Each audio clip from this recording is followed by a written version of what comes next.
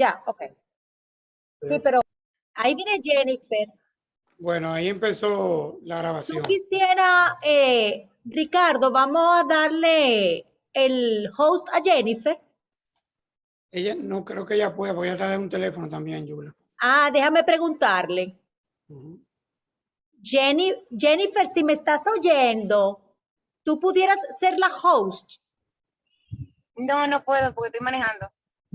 Ok. O más tarde, yo puedo entrar dentro de 15 minutos, puedo ser host. Perfecto, pues mira lo que vamos a hacer.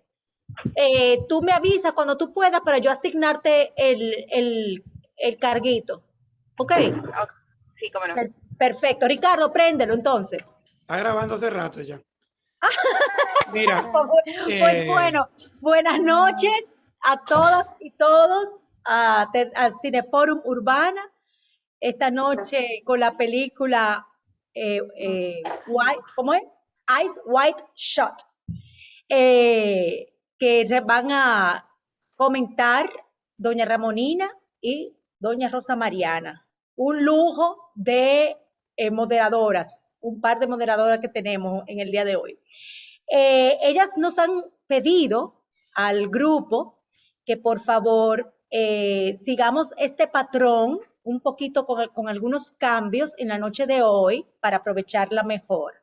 Ellas van a exponer completamente sus dos exponencias. Me parece que doña Ramonina antes, ¿no? Y luego Rosa Mariana o viceversa. Pero vamos a darle la oportunidad de que ellas terminen su exposición. Una vez ellas concluyan, lo que vamos a hacer es abrir el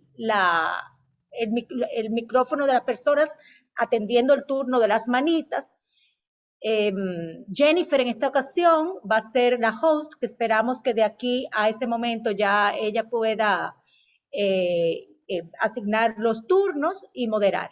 Quisiéramos, por favor, que las intervenciones, como siempre, siempre mejorando cada vez más, sean más puntuales, que tratemos de no repetir las cosas que ya se han dicho anteriormente y que, a ver, que nuestras opiniones se hagan de la manera más, digamos, más precisa posible y para darle la oportunidad a todo el mundo. Pueden escribirle por el chat a Jennifer también, si hay alguien que quiere hacer alguna pregunta o alguna observación, que Jennifer con mucho gusto va a transmitirlo al grupo entero.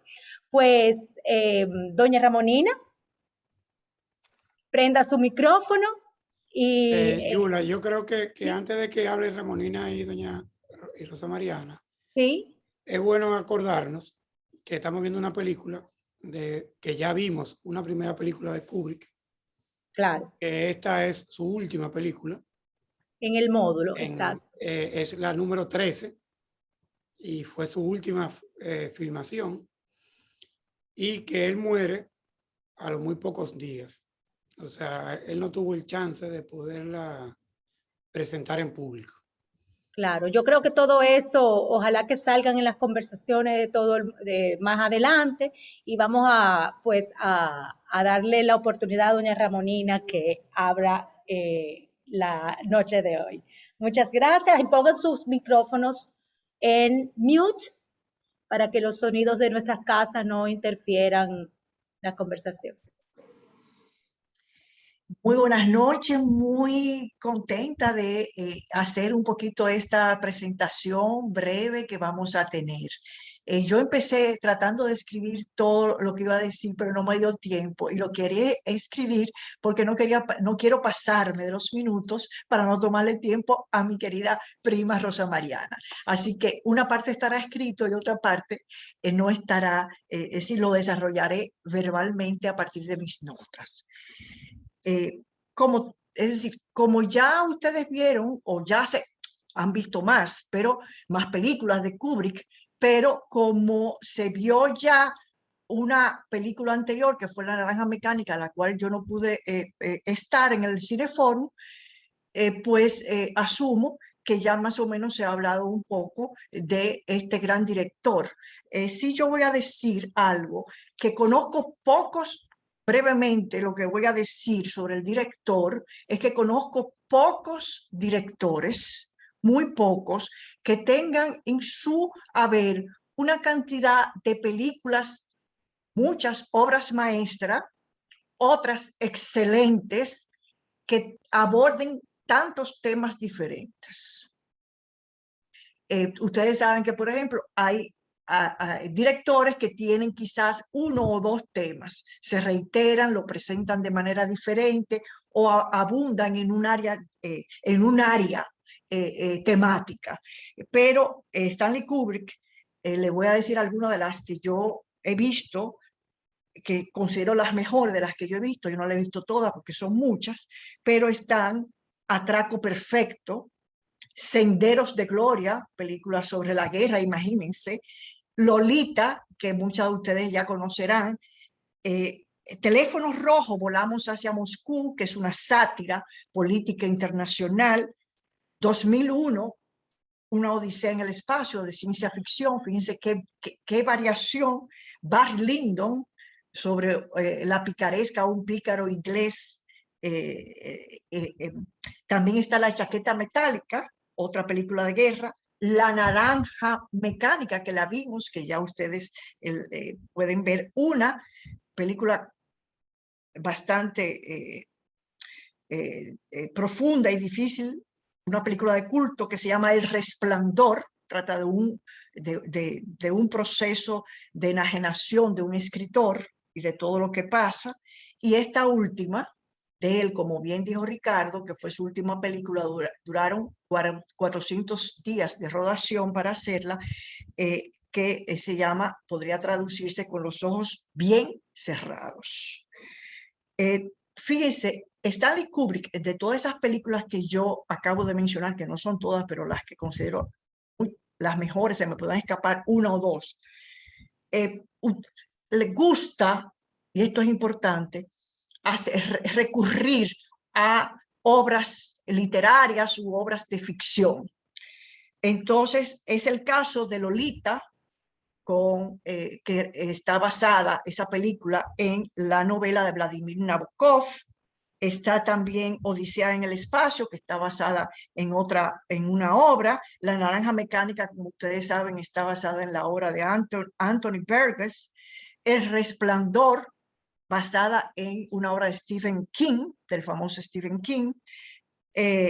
Y esta película, Con los ojos bien cerrados, que está basada en un relato de Arthur Schnitzler, un vienés que escribió esta obra que se llama Relato Soñado en 1926.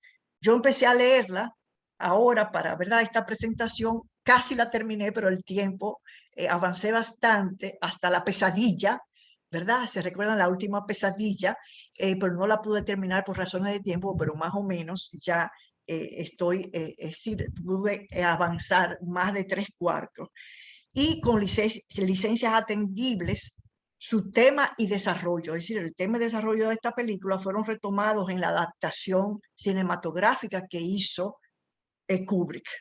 ¿Por qué entonces hablar de relato soñado? Porque precisamente Kubrick retoma el tema y retoma muchas cosas, es muy fiel. Entonces, en esta obra de este personaje que es Schnitzler, es decir, el tema fundamental es el de las tensiones al interior del matrimonio monógamo, entre esa cuestión del matrimonio monógamo, esa soledad en dos, compartida por dos, y las energías, es decir, la tensión, el conflicto posible entre esa monogamia y las energías del deseo sexual hacia otras experiencias. Ese es es decir, parte del tema. Es el caso, y está en la obra, de las energías sexuales femeninas que le provocan insatisfacción en la esposa y su revelación al marido le causan ansiedad sexual e inseguridad. Schnitzler desarrolla su planteamiento mediante un trabajo sobre el erotismo, el deseo sexual de la mujer y del hombre en pareja, sueños, relaciones de pareja, fantasías. Fue contemporáneo de Sigmund Freud, quien reconoció en Schnitzler una maestría en el trabajo sobre los sueños, es decir, un conocimiento, un manejo literario sobre esto y de sus múltiples significados. Recordemos que para el psiquiatra famoso de Viena también, los sueños implican la satisfacción de los deseos oscuros o soterrados o reprimidos. Con ligeros cambios, algunos importantes, Kubrick retoma con cierta fidelidad, porque siempre es una obra creativa, un director de la genialidad de Kubrick, aunque esta no es una de sus mejores películas, las mejores están entre las que yo le mencioné, retoma con fidelidad, repito, estos planteamientos y filma una explosión de imágenes, de ensoñación, con énfasis, haciendo uso de un énfasis en 3 colores diferentes, azul, rojo y amarillo. Y esa explosión de imágenes está caracterizada por su pericia, la pericia de Kubrick, del arte cinematográfico. La novela como la película, y esto es importante que lo tengamos, son enigmáticas. No todas las preguntas tienen las mismas respuestas y algunas no tienen respuestas. Por ahora, es decir, hay que seguir trabajando capas, etcétera, etcétera. Y además, a diferencia de la obra de El relato soñado, que sí sé cómo termina, porque fui al final, me robé un poquito, ¿verdad?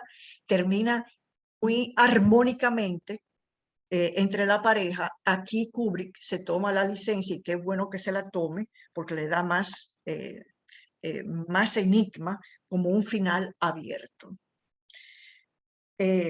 Entonces, este es el terreno de la película, a lo que acabo de hablar: sueño, erotismo, deseos de la mujer, deseos del hombre, conflictos en la pareja, al interior de la pareja por deseos hacia otras experiencias.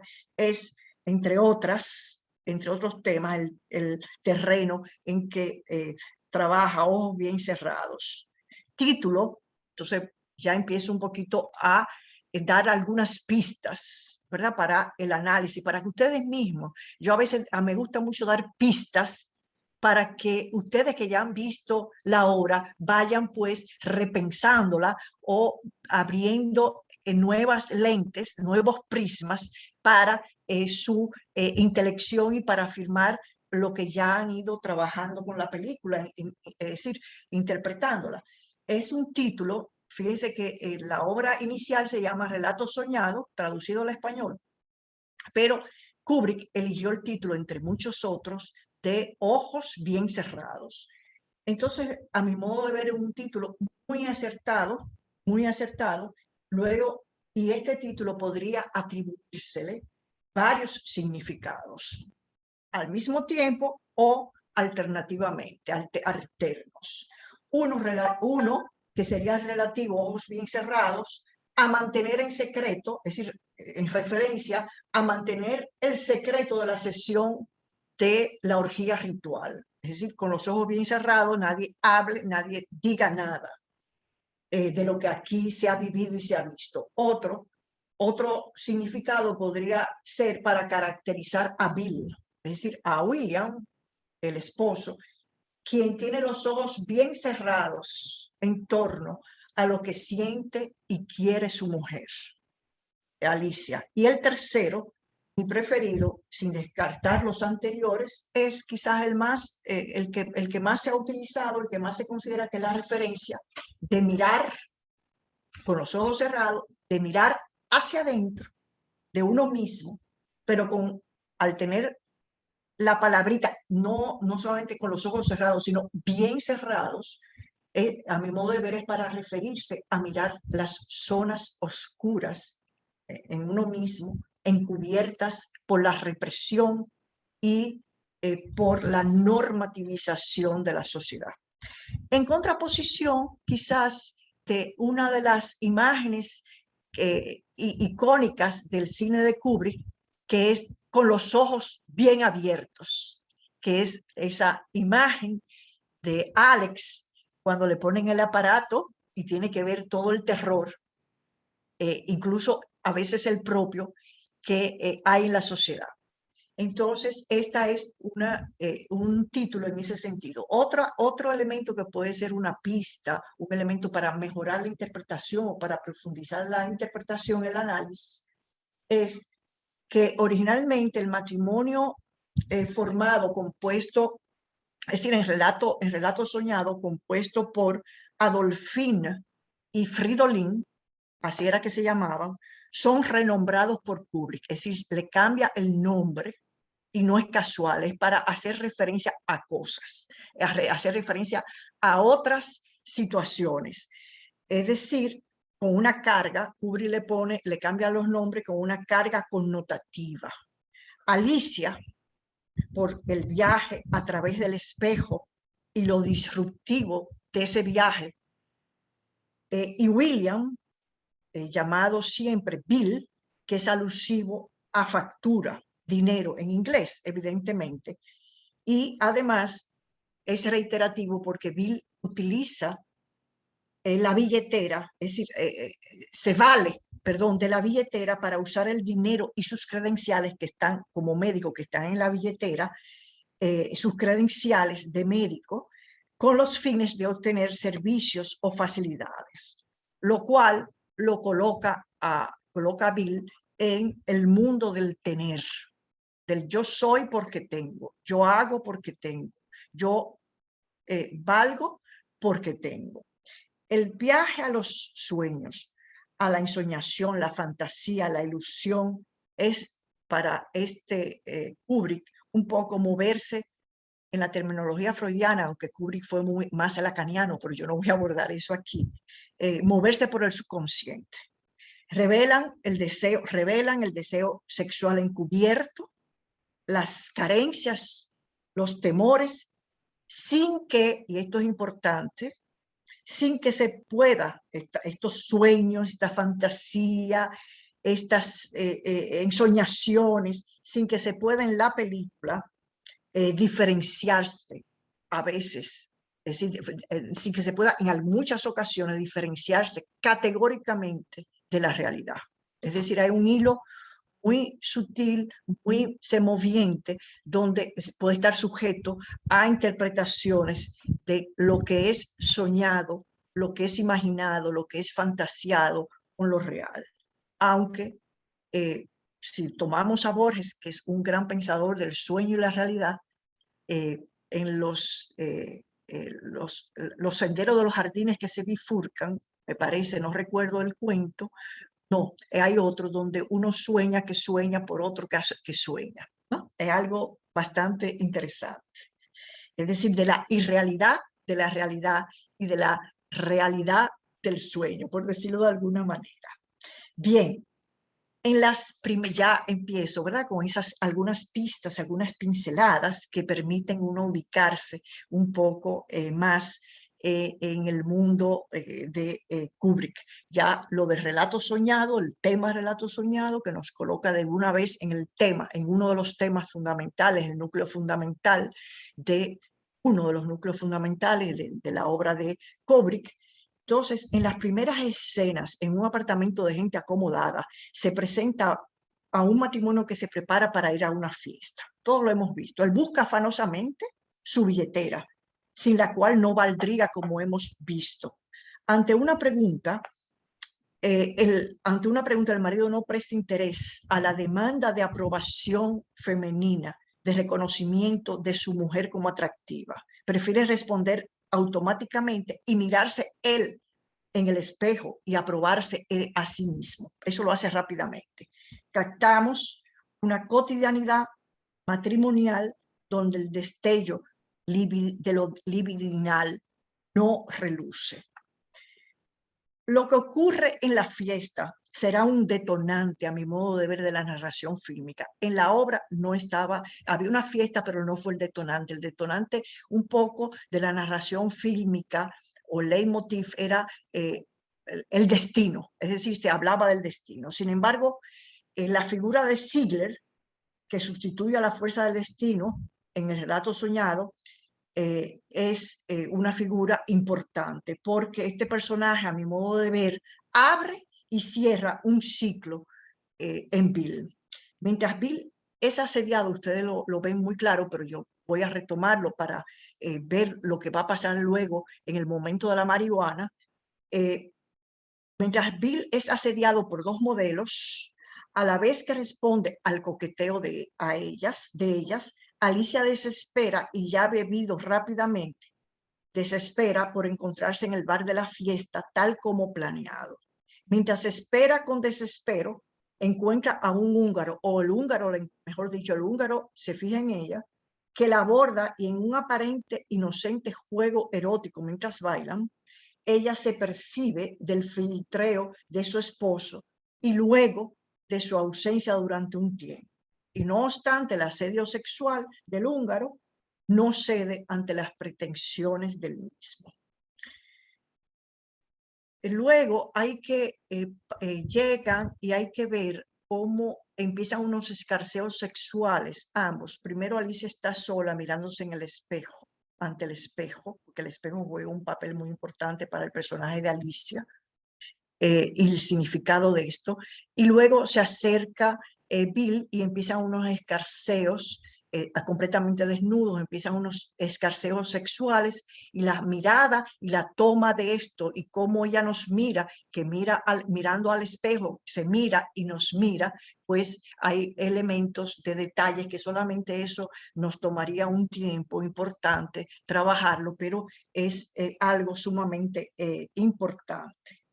Entonces, luego, a la noche siguiente, viene lo que a mi modo de ver es una de las piezas centrales de la película, que realmente ya no es el detonante que lo hubo antes, sino son las claves, digamos, de la película, o parte de la película, porque hay muchos elementos para analizar. Alicia, como su nombre lo indica, atraviesa el espejo, es decir, quiere irse al interior de sí misma y conocer además a los demás, en este caso a su marido.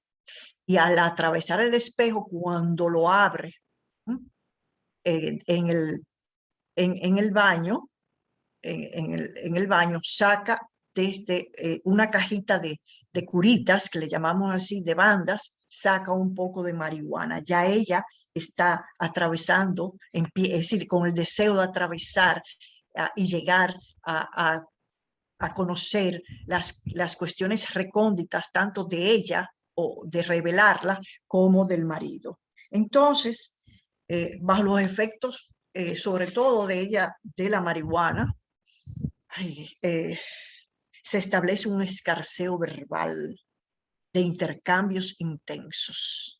Esos diálogos no tienen desperdicio y pueden ser interpretados. Yo estoy segura que se pueden interpretar de otras maneras a las que yo le voy a dar, pero yo le voy a dar una línea de interpretación. Esos diálogos son una pieza clave del film. Ella indica, y voy a usar las palabras más o menos que Alicia utiliza, ella indaga si él folló con las dos modelos, puesto que se tardó mucho. Él le contesta negativamente, pero miente cuando dice que fue a resolverle algo de salud a Ziegler. A lo que él pregunta es un intercambio, no es una perorata o una imposición, sino un intercambio, eso es lo importante. A lo que él pregunta si están dialogando, intercambiando, a lo cual él pregunta sobre lo que quería, sobre qué es lo que quería el húngaro, y al saberlo, lo justifica, le quita importancia y le dice, claro, eso es normal, que un hombre, cuando ella le indaga, le presiona porque es normal, porque es corriente, él dice que es normal que un hombre quiera follar cuando está frente a una mujer atractiva como Alicia. En esto, Alicia se resiente, y porque es una generalización de género, es decir, los hombres, las mujeres, cuando se hace así es una generalización, son o hacen.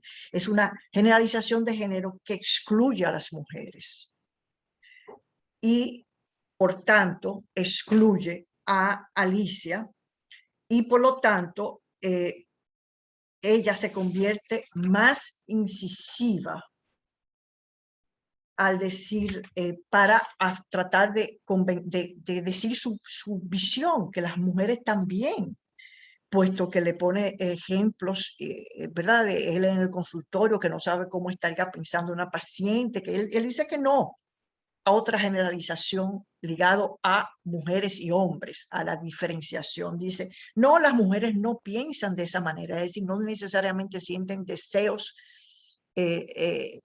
oscuros frente a un hombre que se sabe atractivo. Es decir, no tienen esos deseos fuera de lugar, por deducción que Alicia, es decir, puesto que las mujeres no piensan de esa manera, Alicia no piensa de esa manera. No desea sexualmente fuera del matrimonio, no es un ente deseante. Le está negando Bill, su esposo, su individualidad, no está indagando como ella. Es decir, tú deseabas a esas mujeres que te estaban coqueteando, sin embargo tú dices que no lo hacía por mí, pero no me dices si tú estabas deseando a esas mujeres, qué sé yo qué. Mientras Alicia indaga, él afirma, las mujeres no piensan de esa manera, además yo sé, yo confío en ti, tú estamos casados, qué sé yo qué sé yo cuánto. Y entonces ya Alicia, como un ente deseante, como un ente cuya subjetividad su marido no le indaga, no la quiere descubrir, ella entonces le riposta descubriendo sus sueños oscuros, sus sueños de sombra, sus deseos reprimidos, y ya desinhibida por el efecto de la marihuana. Ese diálogo es fabuloso, ese diálogo es fabuloso. Y además la actuación de ella, la de él, bueno, no me convenció mucho, pero la de ella es muy buena. Por el efecto de la marihuana le cuenta su ensoñación, su fantasía, su ilusión con el oficial danés y hasta su impulso de dejar al marido e hija por una aventura sexual con ese oficial. La confesión de esa fantasía agrieta el rol marital y viril de Bill en el matrimonio, provoca una amenaza de pérdida de Alicia en él y una ansiedad sexual. Ante lo cual Bill, ¿verdad? Hay una interrupción, entonces Bill se lanza a un viaje que dura casi toda la noche. En ese viaje es una aventura con tentaciones eróticas. Y ligada a la cuestión de la muerte, que yo le dije a Rosa Mariana que yo le iba a dejar para que tratara ese punto si es que lo desea, porque esa es su área. La hija de un paciente frente a su lecho de muerte declara su pasión al médico Bill. Una prostituta con SIDA, en la novela es tísica, con SIDA en un momento que no había mucha cura para el SIDA o ninguna, y cuya enfermedad ignora Bill, lo aborda sexualmente. En los dos casos, Bill se contiene ante la tentación carnal, sea porque lo interrumpan, pero si puede interrumpirlo, él puede seguir, al igual que lo interrumpen con las dos modelos. Y en ese viaje nocturno, ni siquiera en la orgía, ¿verdad? No traspasa el límite autoimpuesto. Entre uno y otro evento que van ocurriendo en esa noche, su ansiedad sexual y su inseguridad es mayor.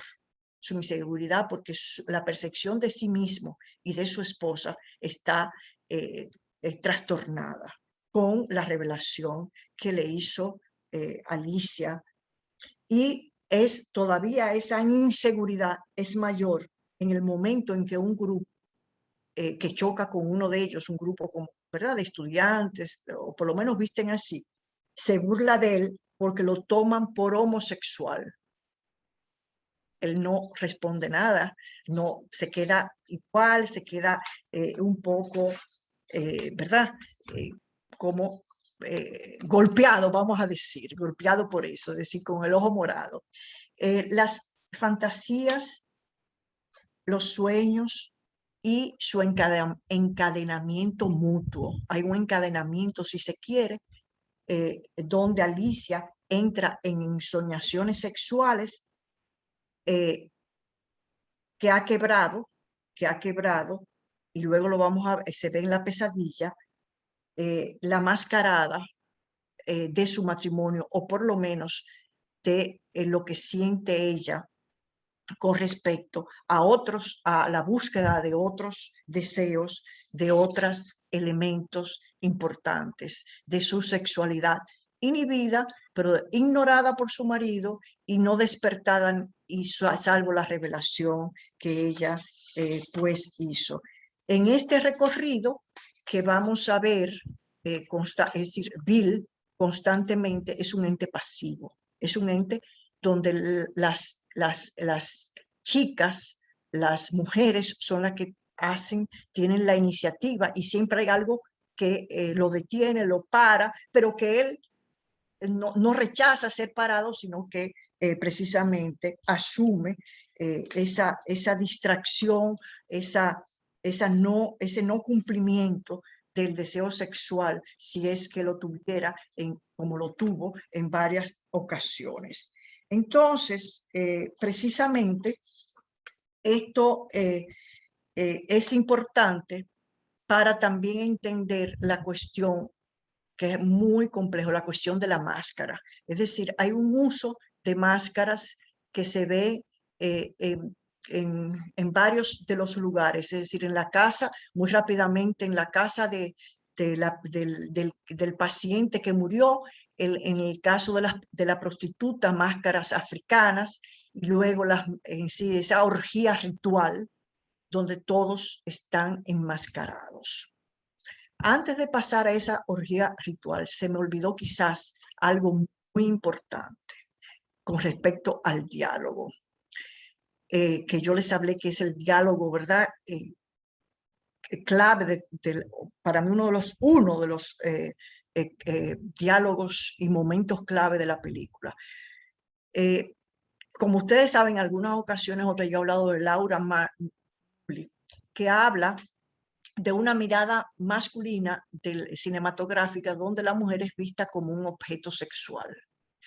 Sin embargo, y es el caso que vamos a ver cuando las mujeres se desvisten en la orgía sexual, estamos en una posición de voyerismo sexual y de una mirada, ¿verdad?, donde los demás son la mayoría mujeres, sobre todo mujeres, son objetos, son vistas como objetos. En el caso cuando Alicia introduce unos intercambios, esos intercambios bajo los efectos de haber atravesado el espejo para mirarse mejor y develar muchas cosas que siente y que ha sentido, y provocar en el otro algún tipo de approach en su marido, pues ahí estamos, no estamos frente a una mirada masculina, sino estamos en una mirada femenina. No importa que la haga, no importa que la haga un masculino, no tiene que ser, donde a ella se le reconoce su subjetividad y su posibilidad. No es el cuerpo de una mujer que nos pone desnudo para que veamos todos, ¿no?, como observadores o como gustadores o como voyeristas, sino es el cuerpo puesto, es decir, en paños menores y transparente, o semitransparente, donde ella expresa lo que siente, lo que quiere y cómo lo desearía, de manera tal que es una mirada femenina, es una reivindicación de lo femenino. Es decir, ella se plantea como ente deseante, que no puede ser generalizado como piensan las mujeres o como piensan los hombres, sino que eso es un elemento y lo piensa muy valientemente, lo plantea muy valientemente en un matrimonio que ella ya ha dicho que no quiere que se rompa necesariamente, porque ha dicho, quise irme con el oficial, pero no me fui, me quedé aquí. Entonces, pero sí está diciendo yo deseo, y yo puedo desear. Entonces comprende eso y vamos a ver cómo hablamos y cómo hacemos esto. La máscara, volvamos a la máscara es también algo reiterativo y es un poco en esa máscara ver sin ser visto, ver sin implicarse. Ustedes ven que la orgía ritual es una orgía que no es dionisíaca, que no es tempestuosa, sino que viene de un rito, es decir, está tomada de unas poses ya fabricadas y además está basada en la sumisión de la mujer.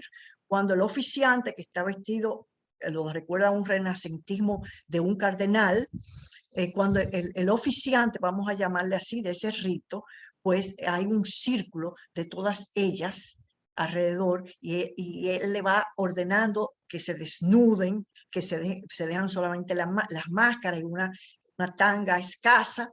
Entonces, eso es, y le está otorgando ya, tú eres que va, la está ordenando. Es decir, que es sobre la base de una sumisión femenina a un orden establecido por entes muy poderosos, como se dice ahí, sea algo soñado, una ensoñación o una realidad dentro del sueño.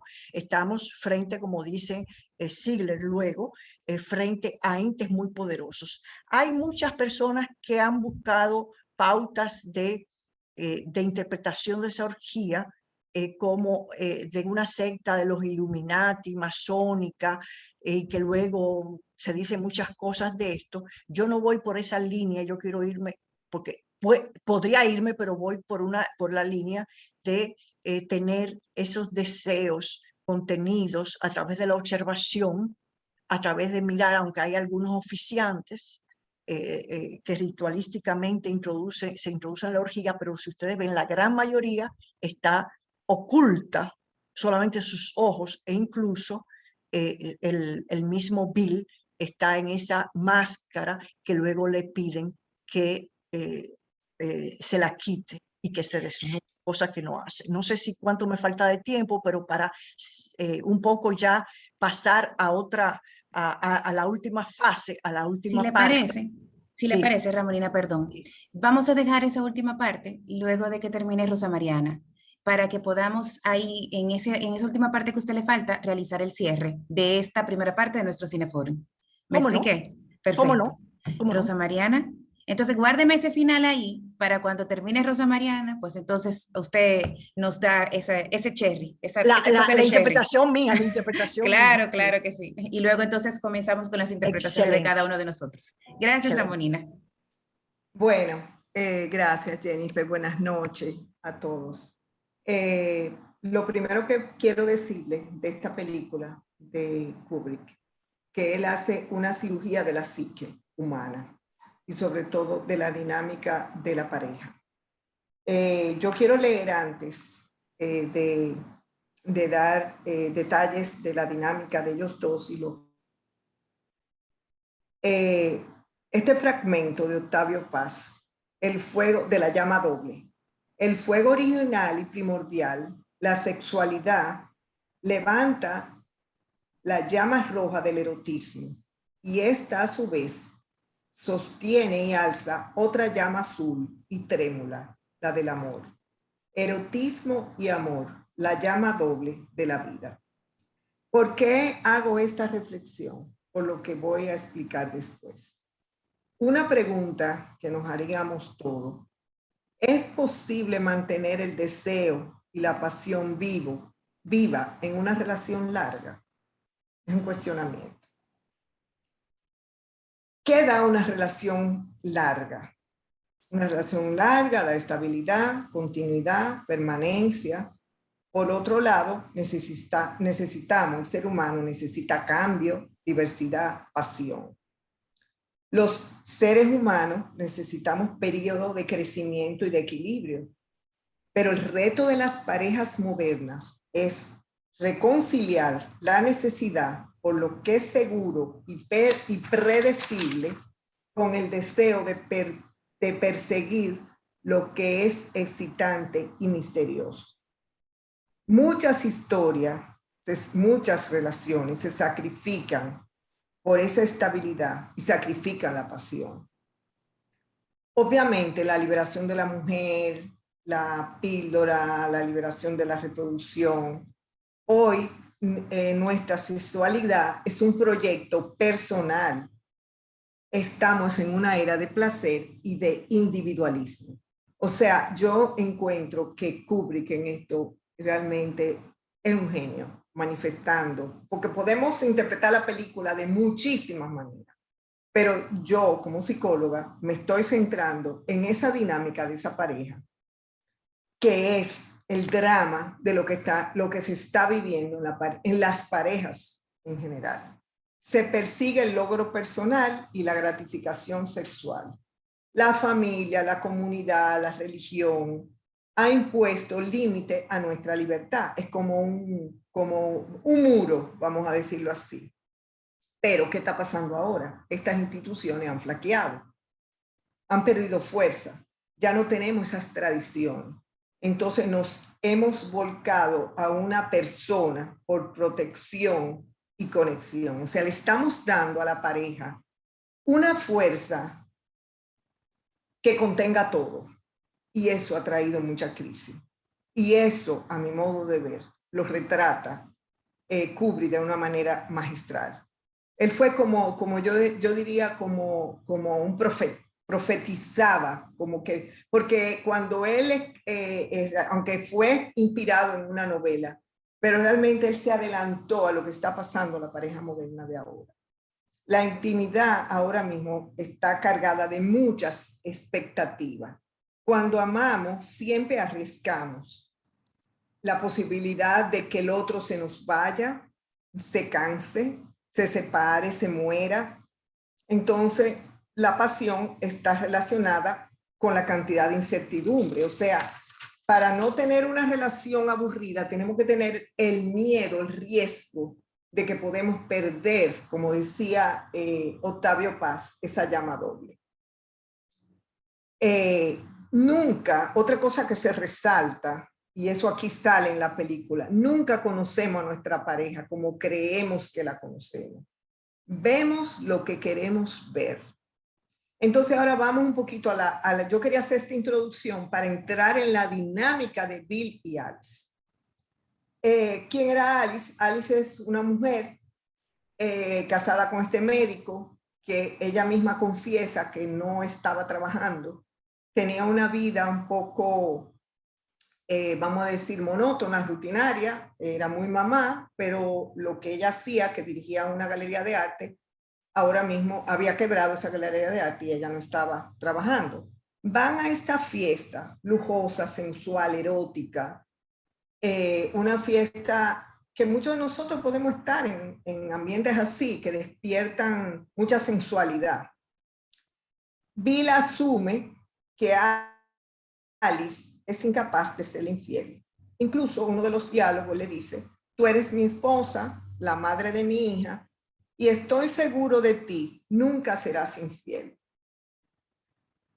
Alice, por otro lado, en medio, yo no voy a entrar en el detalle, ya Ramonina lo explicó, esta fiesta despierta, ella ve a su marido la posibilidad de que él esté con otras mujeres, él también la ve a ella, que es deseada por otro hombre con el cual ella baila. Entonces, en el medio, ya eso fue como algo que fue encendiéndose y estaba ahí. Entonces, cuando ella coge la marihuana, que pudiera haber sido alcohol, lo que fuera, ella describe cuán poderosa es la presencia que otro ser humano puede ser, aun cuando no es otra cosa que un espejismo. sucedió justamente en vacaciones y lo paradójico es que ella estaba bien con Bill en ese momento, o sea, entre comillas. Para Bill, esto es una bomba atómica. O sea, Bill, con los ojos cerrados, era un tipo que producía mucho dinero, que sentía, como hay muchos hombres que sienten que sus mujeres nunca van a ser infieles, que nunca van a tener fantasía, que nunca van a desear a nadie, que van a ser casi Madonna. Entonces, es devastado por esta, ahí le viene una crisis existencial.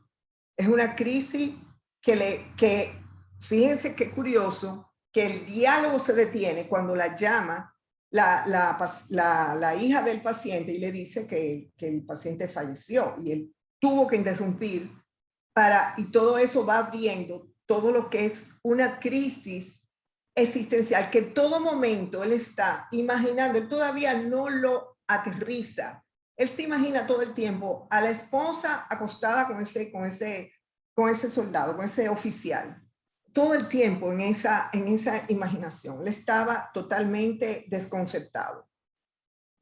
Porque ahí va un punto neurálgico de la crisis. Su seguridad, la de Bill, descansa no en lo que Alice hace, sino en lo que piensa y puede hacer. Entonces, la fantasía de Alice son la prueba de su libertad y de necesidad de separación. O sea, ella le provoca en Bill un punto de, como le decía, la comodidad y la estabilidad, de que él nunca se había cuestionado que eso podía pasar. Entonces ahí se abre en la película toda una serie de eventos, como por ejemplo, comenzó en la misma fiesta con la muchacha que por poco se muere, la que estaba en una crisis de adicción. Después lo del encuentro con el amigo, el enfrentar la muerte representa como una realidad de que nada es seguro, todo puede acabar en cualquier momento, todo puede parar. Y esa reacción también de esa muchacha, de la hija del señor que estaba, que se muere, que prácticamente lo aborda él, que lo desconcierta, que le dice que está enamorada de él, eso es muy común en procesos de duelo. La gente está totalmente descontrolada. O sea, en eso él le dice, no, tú no estás pensando, pero eso también hace que le abra más la herida a Bill de lo que él está sintiendo. O sea, él sigue en esa crisis abierta, en esa herida que se detonó en esa conversación.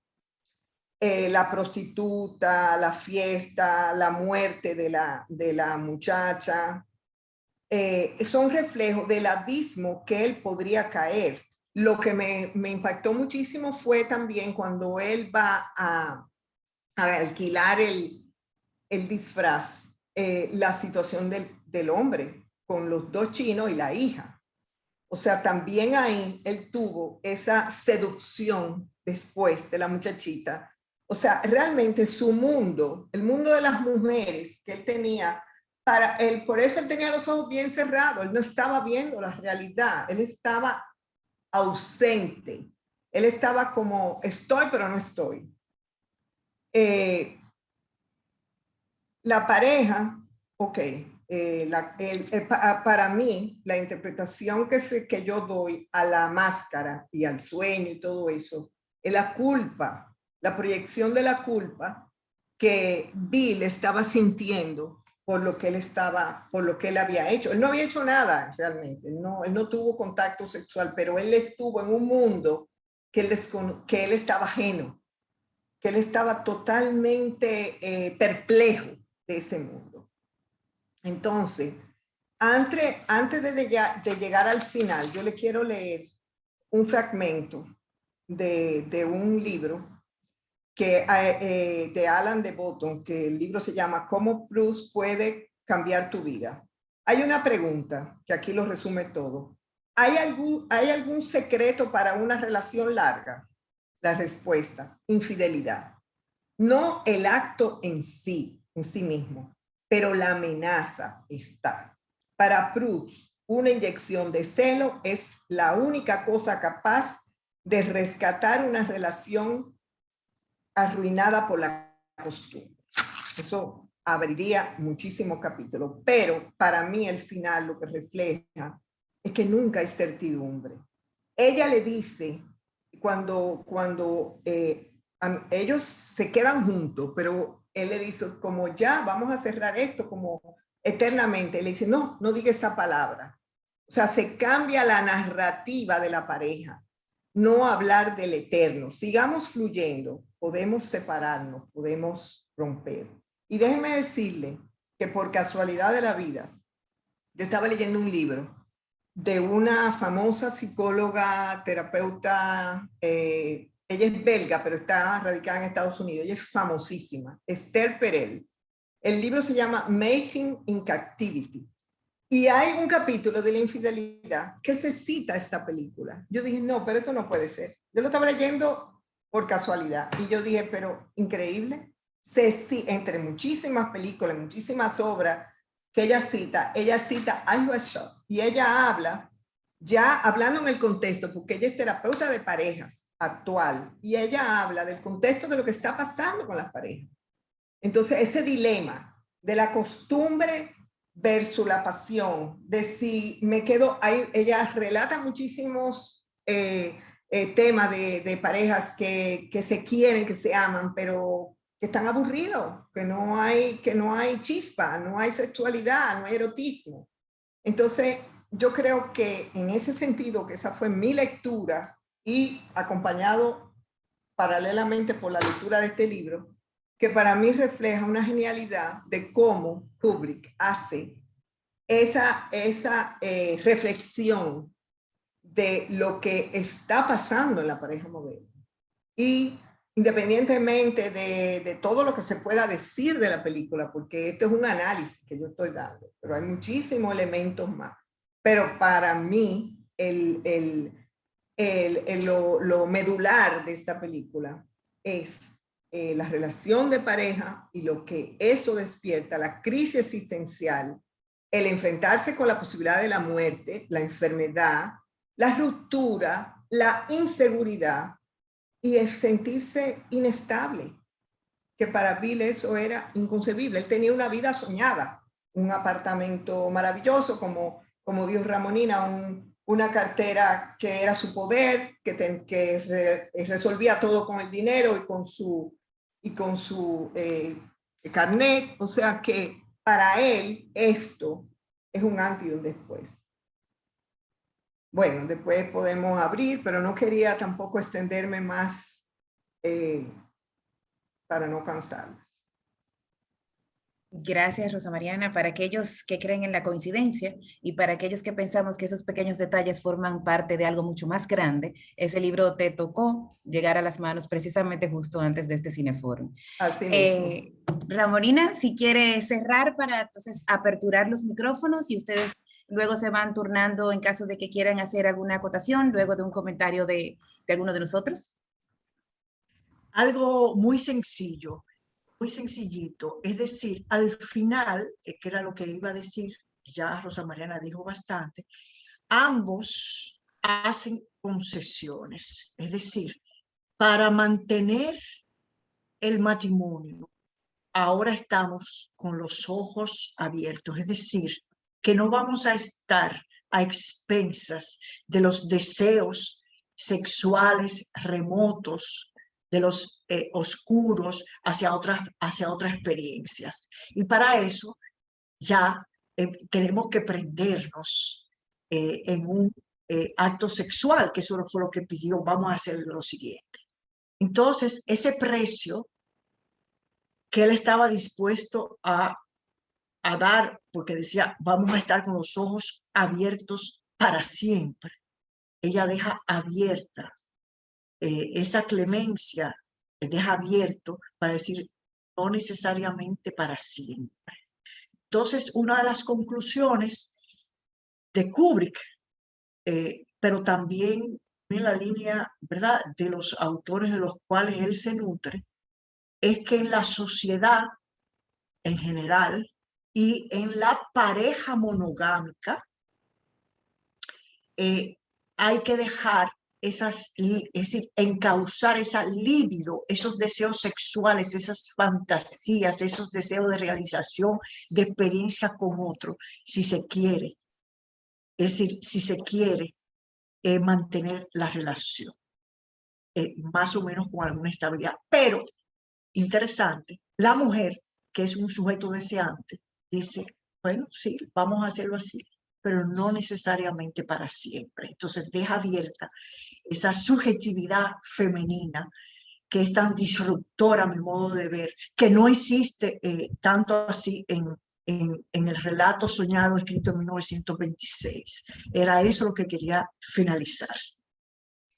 Muy bien, muchísimas gracias, Ramonina, muchísimas gracias, Rosa Mariana, por esta primera parte. Quiero solicitarles entonces que, contrario a lo que dice el título de la película, abramos bien los ojos para que veamos a dónde es que se pone la manita, para irla levantando y comencemos a opinar, luego de tantas conversaciones que se han originado en el chat, porque yo sé que esta película ha generado muchísima curiosidad. Tenemos la manita de Yula y luego tenemos el turno de la manito número 2, que la pueden utilizar en cualquier momento.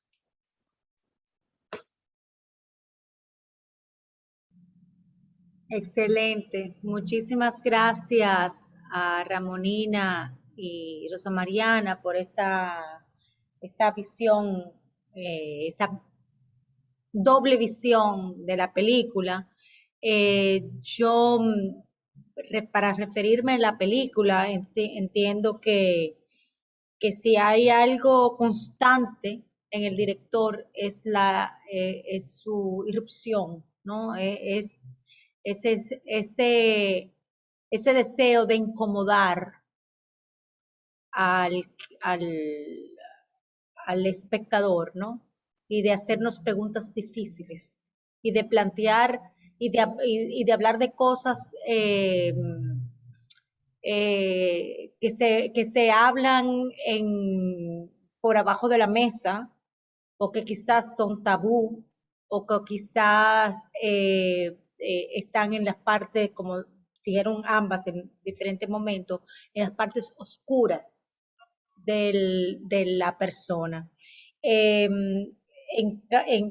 me refiero en términos valorativos de la película, yo estoy de acuerdo en que Nicole Kidman ha hecho y Nicole Kidman y todos los actores, yo me reservo la opinión de que quizás, ¿cómo que se llama el buen mozo? Asumo que Tom Cruise. Tom Cruise. Tom Cruise, Tom Cruise. El novio mío. El Bueno, señor buen mozo. Jennifer, claro, el señor buen mozo. El señor buen mozo, novio de Jennifer. Realmente muchos roles se le quedan cortos. Este es uno de ellos. O sea, él se enchivó ahí en algunos momentos, pero yo creo que quizá si Kubrick hubiera vivido lo suficiente, hubiera limado esas asperezas, quizá en ese aspecto. A lo mejor Ricardo cuando haga su intervención habla un poco de eso, pero ahí la película, a mi manera valorativa de verla, no se nos queda un poco corta, pero la intención del autor de incomodarnos, de hacernos reflexionar, de sucumbirnos ante las preguntas, y en este caso es el deseo, otra vez el deseo, que también es recurrente en algunos de sus temas, en uno de sus temas que ha repetido en varias películas, pero ese deseo femenino que se ve, ¿verdad?, tronchado por la normatividad y que en esta película desencadena todo un trama que es ese viaje de ese personaje insomne, quizá en un sueño onírico. Para mí, creo que está bien logrado esa travesía onírica que a veces no sabemos si es realidad, si es imaginación, si es sueño, si es fantasía, pero que sí es un viaje interior hacia hacia esa eh, hacia el encuentro, ¿no? De ese esposo hacia el deseo de esa mujer, porque ni siquiera es con la esposa, es en ni siquiera él está buscando el encuentro con la esposa, sino el encuentro con el deseo de la mujer, lo cual lo hace ser muy interesante.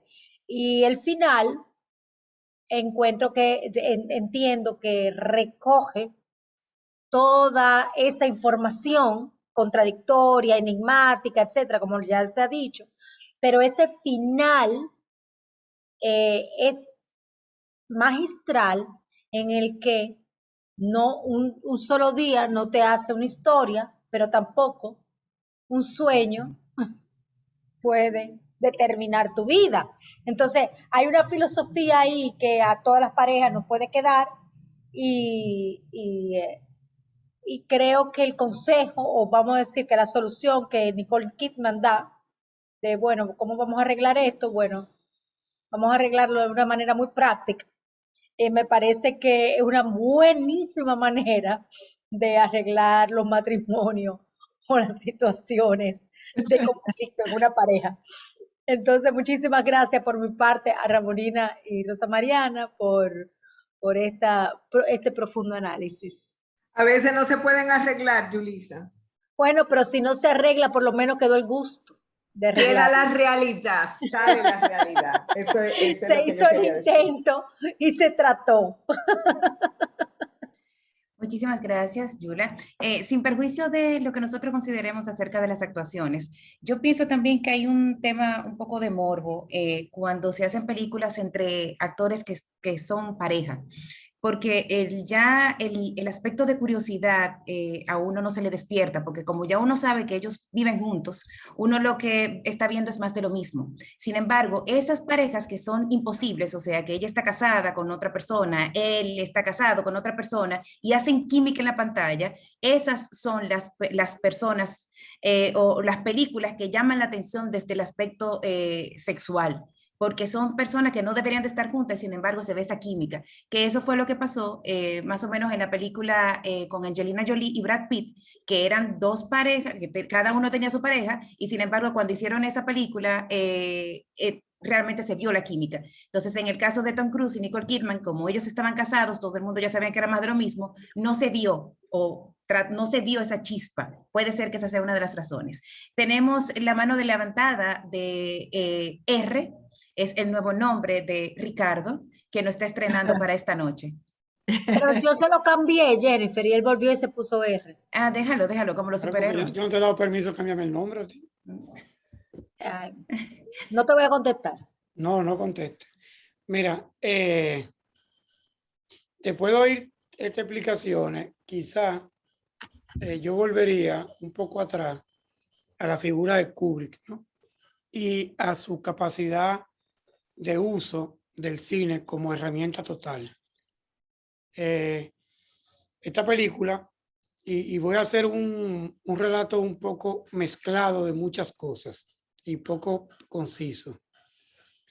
Kubrick es un director que fue acusado públicamente de misógino muchas veces él lo negó, pero era un personaje que prefería estar rodeado de animales que de gente. Él y Nicole Kidman cuentan que se dedicaban a ver documentales de animales, uno al lado del otro. Es un personaje que era un controlador perpetuo. O sea, sus películas sorprendían a los actores porque el film no tenía nada que ver o muy poco que ver con lo que había sido filmado en los sets. Él se dedicaba a editar y postproducir mucho las películas. Era un director poco empático con los actores. Él los ponía a trabajar porque al final a él le importaba mucho más su relato propio que el actor per se, ¿no? De hecho, esta película estuvo guardada o fue protegida por Tom Cruise, que llegó a tener una relación empática con él, que era algo muy raro. Y Tom Cruise se encargó de que la película fuera proyectada tal cual él lo dejó, así como Spielberg fue encargado de hacer AI, de inteligencia artificial. Este era un señor que era adorado por los mismos cinéfilos, ¿no? Entonces, esta película es una película enigmática. Cuando la vemos, es una película estrenada en el 1999 y la palabra que yo más vi en alguna de las críticas importantes es de una película en inglés timely, un poco anacrónica o fuera de tiempo, ¿no? Los críticos decían que era una película hecha por alguien que no había salido de su cuarto en mucho tiempo. Kubrick filma esta película después de un lapsus de 10, 12 años sin haber hecho nada. Y una de las mayores constantes acerca de la película es que es una película que ha envejecido muy bien o que su nueva visión trae nuevas pistas sobre ella. Nos es difícil encasillarla, ¿no? La novela de este señor vienés de principio de siglo, como decía Ramonina y Rosa Mariana, es de una persona que fue considerado por Freud como su par literario. Era la persona como que Freud entendía que podía ser su espejo a nivel de relato, ¿no? Este señor fue uno de los primeros escritores en lengua alemán que usó la figura del monólogo interior en la novela. Y para mí, la película es un monólogo de esa voz interior, de un ego grande que tiene el doctor, seducido por el dinero y por todo lo que significa ser doctor, y de cómo él va narrando las cosas que él, como él cree que las ve o como él cree que las va interpretando, hasta que su esposa la saca un poco de ese monólogo de no, mira, yo más allá de lo que tú piensas, soy un ser vivo, tengo deseos y pasiones, ¿no? Y ella, que se convierte en la voz cantante a pesar de ser una figura secundaria en la película, porque ella se lo come a él un poco, pone bien claro al final que no seas tan mental y vamos a hacer más carne, vamos a follar mucho y deja de pensar en la relación, ¿no? Pero en esta película también aparece un personaje muy enigmático que poco hemos hablado de él esta noche, que es Sidney Pollack, que aparece como actor. Y él mismo es un director de películas complejas y complicadas, ¿no? Entonces, Kubrick plantea en la película todas las herramientas para entenderlo a él, que es un personaje sumamente complejo.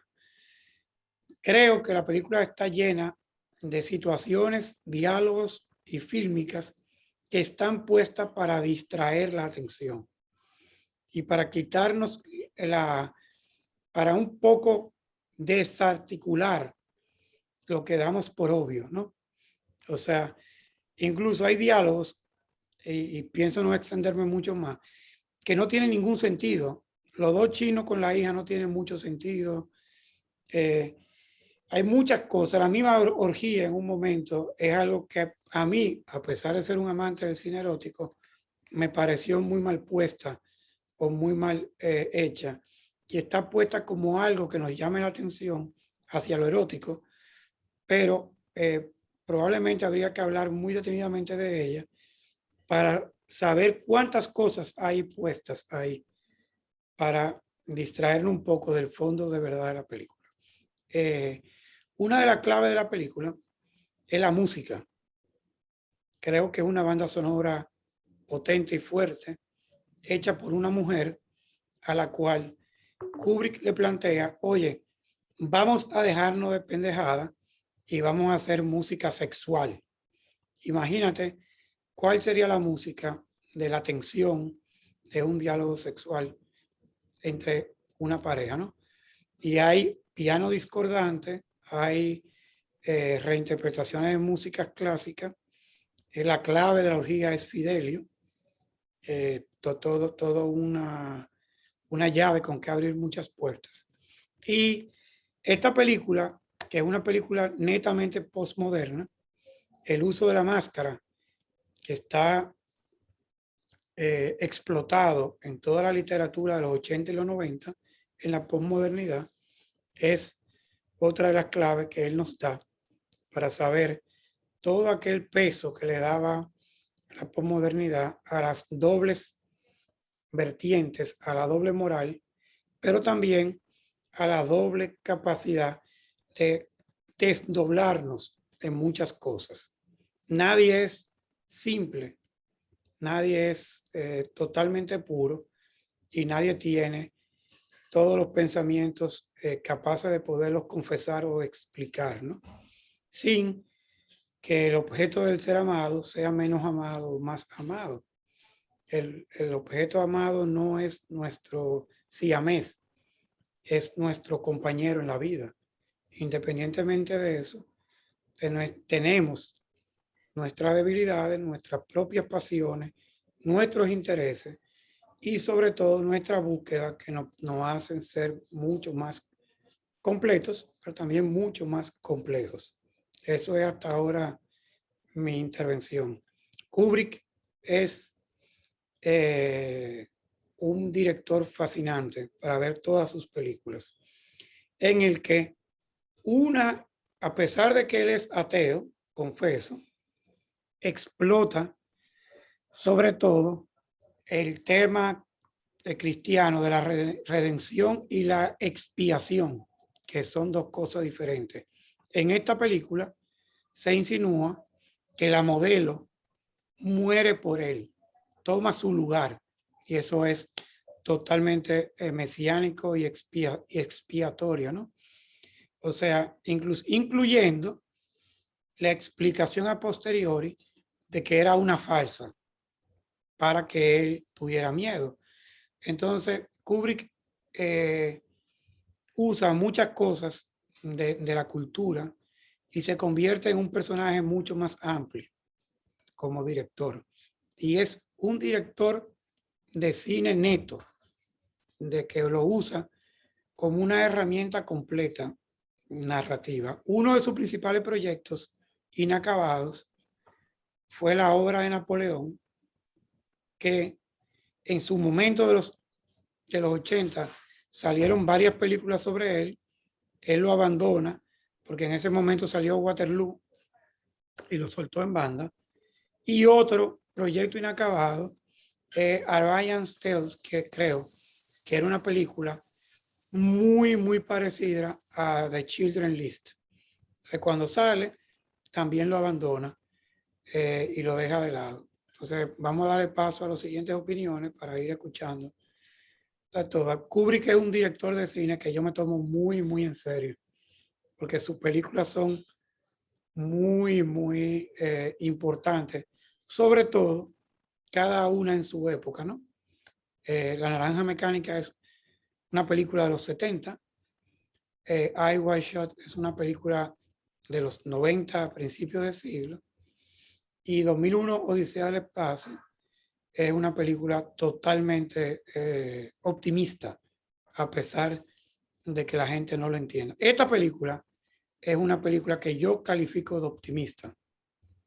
Es una película donde la pareja deja entrevista que ella va a controlar sus demonios para que ellos dos sucedan como pareja o progresen un poco hacia adelante, lo cual yo lo veo muy optimista después de toda esa experiencia. Jenny, es suyo el micrófono. Muchísimas gracias, señor R. Como Clark Kent se está escondiendo, ¿verdad? A todas las chateadoras oficiales del Cineforum están invitadas a expresar de manera verbal sus ideas, las cuales han escribido en el chat Así que están abiertos los micrófonos para la que desee lanzarse al estrellato y decir sus opiniones en público. Digo, más en público, porque el chat lo ve todo el mundo, ¿eh? Vamos a ver quién se anima. Me gustaría mucho, Jenny, quizás Ramonina y Rosa Mariana tienen algo que ver. Para mí es una película también, y lo voy a expresar de una manera extraña, porque me di cuenta hoy cuando la vi de nuevo en la tarde, que es muy, no clásica, pero es muy griega en cuanto a las pasiones y su formato, ¿no? A cuanto a todas estas investigaciones de las personalidades y las posiciones. No sabría cómo explicarlo particularmente. Quizá el eterno retorno. Ricardo, tomando tu exposición, un poquito, ¿por qué tú sientes que es una película positiva? Otra vez, que creo que lo dijiste. Bueno, es una película que somete a esta pareja a un estrés. La vi hace como todos los años del mundo. Es una película que, como dice Rosa Mariana, somete a estrés a esta pareja, que ellos dan un poco rienda suelta a sus pasiones o a sus investigaciones, ¿no? Porque él va a la orgía, él sale a ver un poco cómo resolver, y cuando están en un momento de Navidad, que es un sitio muy positivo, la Navidad, y él le pregunta a ella, ¿qué vamos a hacer? Ella le responde, bueno, vamos a olvidarnos de todo lo que pasó y vamos a tener mucho sexo y vamos a tirar hacia adelante, ¿no? O sea, lo que todo el mundo hace en la vida, de que a pesar de las cosas que nos cuquean, ¿quién no ha tenido un momento de debilidad o un momento de investigación en la vida? Lo normal es que las personas echen a un lado los problemas y tiren hacia adelante, ¿no? Y qué más ejemplo que este año y medio, ¿no? Hemos tenido que usar todas nuestras herramientas para poder sobrevivir a este encierro físico y psicológico. Kubrick es un optimista. En La Naranja Mecánica, él se redime y en teoría se reeduca, aunque al final muestra que no mucho. En 2001, Odisea del Espacio, hay un renacer del hombre o del mono, según cada quien lo explique. En El Resplandor también hay un escritor que es sometido a todos sus temores y a todos sus miedos y él quizá logra salir. Y él es una persona. Déjame decirte que a toda la crítica de misoginia a Kubrick, su mayor defensora siempre fue su esposa, por más extraño que parezca. Y en esta película en particular, Nicole Kidman, en una entrevista, dice que no, que él no era un torturador, que era un director fascinante y que su matrimonio no se rompió por esto, sino por muchas otras cosas, ¿no? Aunque yo creo que los dos salieron un poco tocados de la película. Ella expresó que cuando ella vio la película, ella se quedó sorprendida de la película, que era otra película. Más o menos por ahí, Benaguar, en mi exposición breve. Próxima mano levantada. Bena, el señor Bond, James Bond, ¿le contestó la pregunta? Sí, complacida. Perfecto. A ver, porque la verdad que hace mucho que la vi, lo dije ahorita. Ok. Yo sabía que de aquí iba a salir con la curiosidad de, no de alquilarla, sino de comprarla, como hizo mi amiga Patricia. Excelente. Mira, Ricardo, podemos hacer integración vertical y comprar un cine, una tiendita de película para nosotros hacer esa ventica de una vez. Bueno. Señores, tenemos dos manitas levantadas y un negocio en mente. Tenemos la mano de Rosa y también la de Yasmín. Rosa Mariana. Ok. Sí, yo estoy de acuerdo contigo, Ricardo, que la película podría tener un enfoque optimista siempre y cuando se haga esa travesía interior. Claro. Esa es como la invitación, como de que si tú te quedas con los ojos cerrados, no vas a tener una integración. O sea, es aceptar tus partes oscuras, tu sombra, reconocerla ante el otro y decir, vamos para adelante. O sea, la idea infantil de que tú me vas a querer siempre, en todos los momentos, y que yo voy a ser tu reina, y eso es una idea totalmente infantil, que esta película la interrumpe. Lo de la máscara, yo lo expliqué, y esa es mi manera de verlo, es un poco simbólico, es la culpa, la proyección de la culpa que siente Bill por todo lo que pasó, porque para él fue una revolución interior, todo lo que él vivió, y eso representa la culpa. La expiación, lo de la muchacha que fallece, a mi modo de ver, que ya se había entrevisto, que era una muchacha drogadicta, que él mismo le dijo, tú tienes que entrar en rehabilitación. Ella se venció, o sea, la muchacha no podía con su vida. Entonces, realmente es un ejemplo de autodestrucción, que también la película refleja mucho la posibilidad de autodestrucción y de cómo uno puede estar en esa orilla tan cerca de ese abismo y cómo tú puedes también salir de ese abismo, como hizo Bill. En relación a la pareja, Nicole, yo he leído muchas cosas que decían que a ellos le desconcertó mucho, pero yo pienso que esa pareja venía mal desde hace un tiempo y él entró en la cienciología, que es algo bien extraño, bien complejo. Yo creo que eso acabó de romper la relación. Estoy de acuerdo, eso, estoy de acuerdo contigo y es más o menos mi misma visión, ¿no? Ahora, yo decía ahorita lo de la visión clásica, que, y lo voy a traer por los pelos, ¿no? Lo voy a traer muy por los pelos. Es como el viaje de Ulises y Penélope y el eterno retorno a lo que pensamos que es y no es, ¿no? O sea, él tenía un constructo de lo que era su relación de pareja y ella tenía otro muy diferente. Entonces, él la encasilla a ella en algo que ella no es y ella se revela y se lo dice. Dice, mira, yo tengo mi fantasía. Tú lo que piensas que tú crees que yo nada más gusto porque soy bonita. Pero y si a mí me gusta a mí, o sea, yo no necesito gustar. A mí también me puede gustar.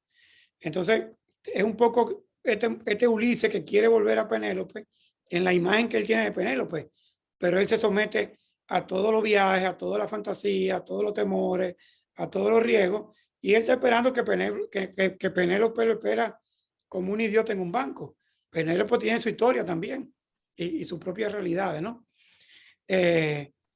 Y me parece que es eso. Pero al final, ojalá que todos tengamos nuestra fantasía y nuestras experiencias, nos construyamos como mejor persona y lo aportemos a la pareja. Y oye, qué bueno, ojalá que todos seamos, en vez de ser 1 más 1, seamos 2 y un chin, 2 y medio, 2 y 3/4.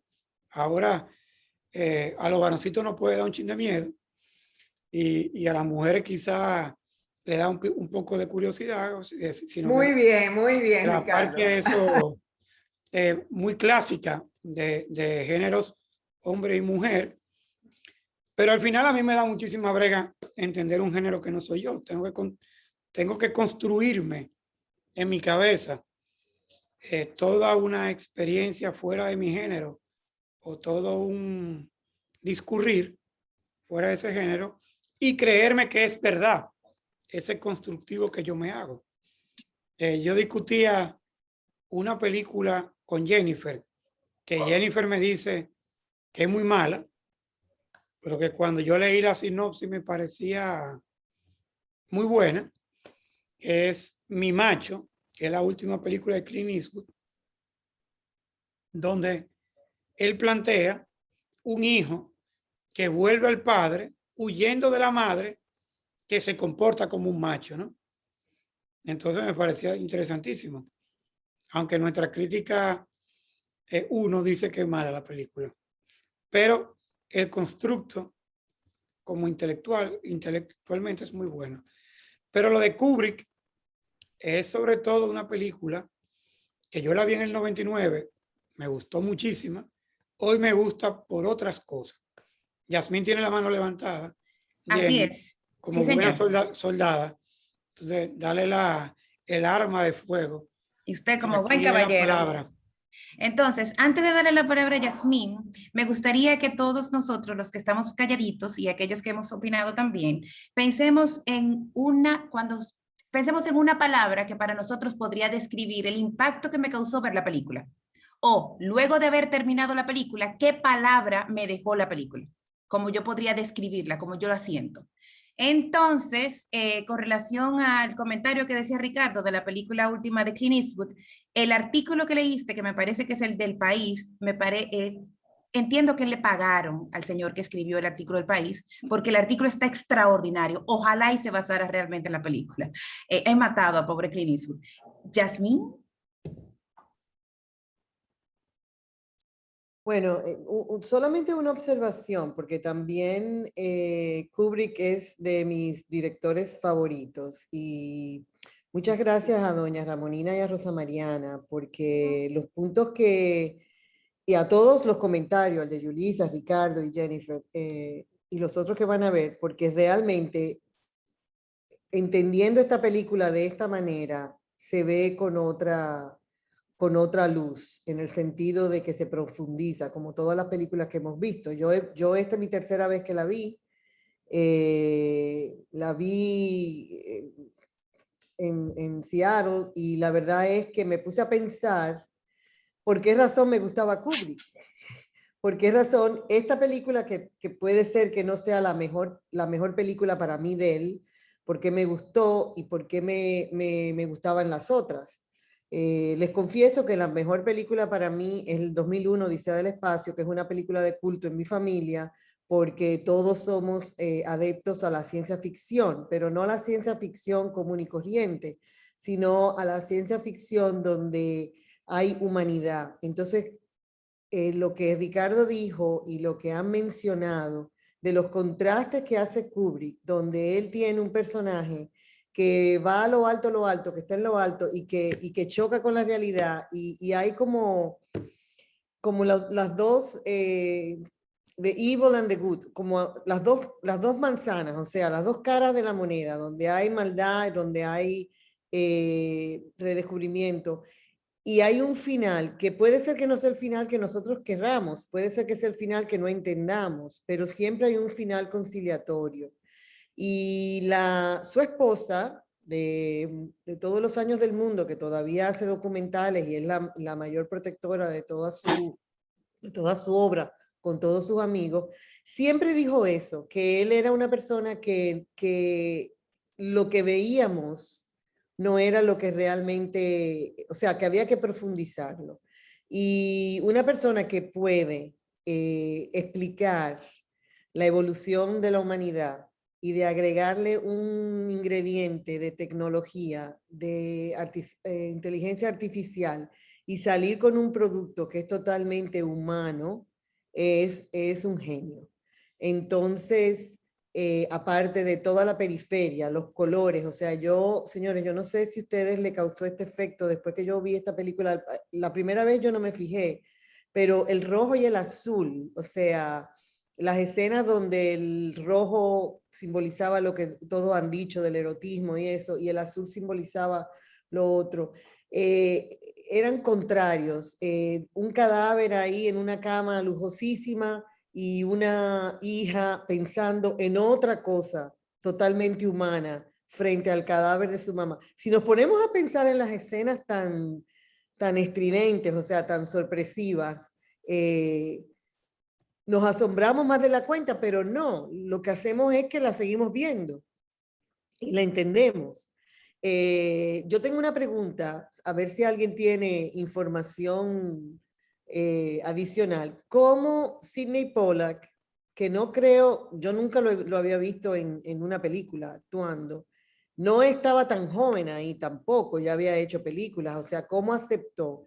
Y el otro comentario que voy a hacer, que tal vez para las admiradoras de Tom Cruise no voy a caer bien, y es que Tom Cruise, el pobre, para mí, o sea, para Yasmín, se quedó en Risky Business. Y cada película que yo veo de Tom Cruise, aunque sea Misión Imposible, la cara, y en esta película lo vi más que nunca, la degeneración del personaje, de ser una persona muy con su tuxedo, con su smoking, muy segura, con su billetera, cuando le parte señor, esa escena de que le parte el billete de $100 en 2 al taxista. O sea, para al final acabar con una crisis existencial como la tuvo ya un hombre casado, es la misma, perdónenme los críticos de cine, pero para mí es la misma crisis existencial de cuando él era un adolescente que hizo esa película. Tenía la misma expresión en la cara, aunque fueran temas diferentes. Eso. Y mi palabra, ahí va Jennifer, para no tener que volver, es esperanza en ser conscientes de la realidad soñada. Son varias palabras al mismo tiempo, pero es esperanza. Muy bien, gracias, Yasmín. Sidney Disculpe. Pollack sale en varias películas. Sí, eso mismo iba yo a decir. Ay, perdón. Y en Jenny. series. Ay, hablen. Y en series. Él Sí, sale, él era el papá de esa serie de... él sale en películas que inclusive no tienen un ranking muy alto. Por ejemplo, Maid of Honor, en la serie él Michael era el Clayton. papá. En The Sopranos. Él sale en la serie de Sopranos, que es una serie de culto. Will and Grace, que es una serie de los 90 muy famosa también.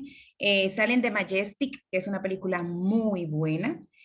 Sale en películas, déjame ver, sale en Mad About You, que es otra serie de los 90, muy buena.